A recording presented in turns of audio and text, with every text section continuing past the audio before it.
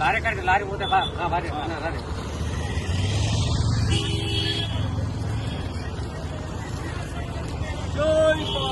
జై జై భారత్ జై జై భారత్.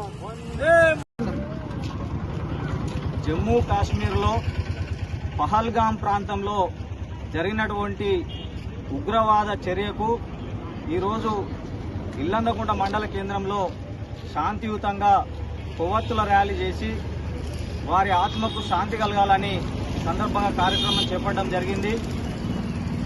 పాకిస్తాన్ ఉగ్రవాద మూకలు ఈరోజు భారతదేశ సామాన్య ప్రజల మీద చేసినటువంటి ఈ హేయమైన దాడి ఇది ఒక పిరికిపంద దాడిగా మేము భావిస్తూ ఉన్నాం.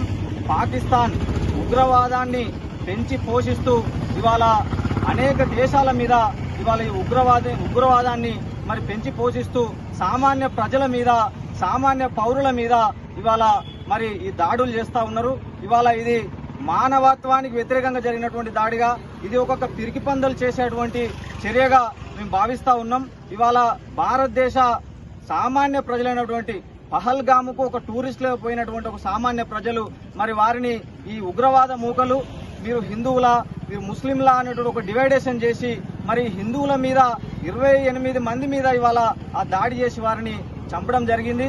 ఆ 28 మందినే కాదు ఇవాళ యావత్తు భారతదేశం మీద చేసిన దాడిగా మేము భావిస్తూ ఉన్నాం. మరి వారి మీద ఆ ఉగ్రవాద మూకలు ఎవరైతే ఉన్నారో వారిని వెంటనే మరి ఐడెంటిఫై చేసి వారికి తగిన బుద్ధి చెప్పాల్సినటువంటి మరి బాధ్యత కేంద్ర ప్రభుత్వం మీద ఉంది.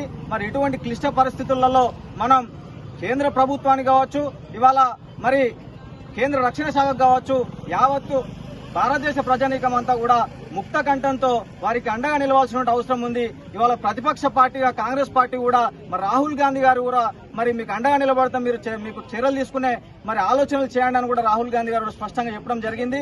మరి కేంద్ర ప్రభుత్వం వెంటనే మరి పాకిస్తాన్ మీద మరి భారతదేశం మీద చేసినటువంటి దాడికి వ్యతిరేకంగా వెంటనే ప్రతిదాడి చేయాలని కూడా సందర్భంగా మరి కేంద్ర ప్రభుత్వాన్ని కోరుతా ఉన్నాం.